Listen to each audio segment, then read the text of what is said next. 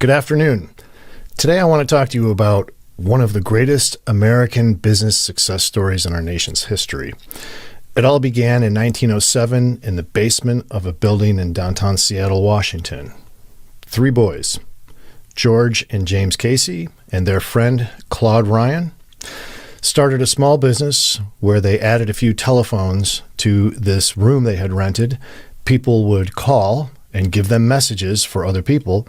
The boys would get on their bicycles and ride throughout the city delivering messages to people all day long. In 1907, there were no telephones, and it took a long time to get telephone lines and actual telephones into people's homes. And so this created the opportunity for these brothers and their friend. And the name of their business was American Messenger Service. Eventually, the boys would begin to deliver furniture and other physical items. They expanded their business all the way down to Oakland, California, and by 1925, they decided to change the name of the company to United Parcel Service. Now, UPS moves their headquarters officially in 1930 to New York City. This begins a time of expansion, adding new zip codes, adding new destinations, and competing with the United States Post Office. In 1953, UPS adds coast-to-coast two-day service, which was unheard of. The idea that you could get a physical item delivered on the opposite coast in 2 days in the United States on a regular business, and that this would become a normal thing.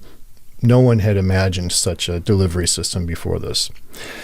Now, unfortunately, they didn't imagine it in the overnight context, and Fred Smith of FedEx did. So in 1973, competitor FedEx came on the scene and immediately scooped up most of the premium overnight and second-day air type of package deliveries.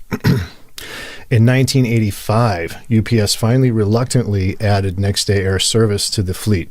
They never thought it would be profitable.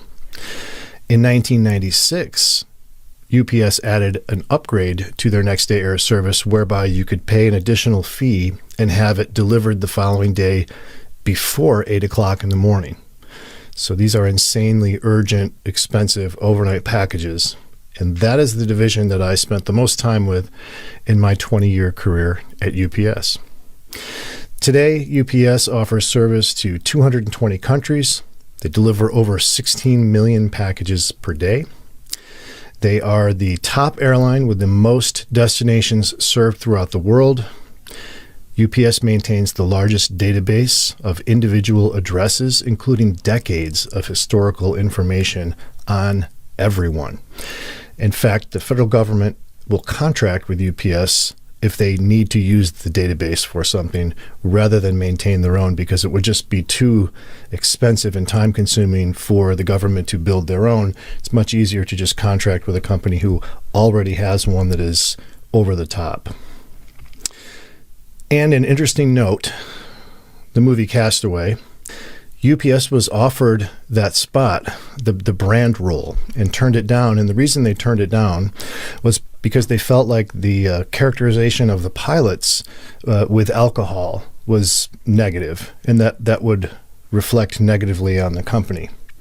And so they turned down the role and fell right into FedEx's lap. And so this was the second mistake that they made with regard to FedEx. So we'll stay tuned and see if there is a third. All right, that's a little bit about UPS, the company that I spent 2 decades with. I hope you enjoyed the speech. Have a good afternoon.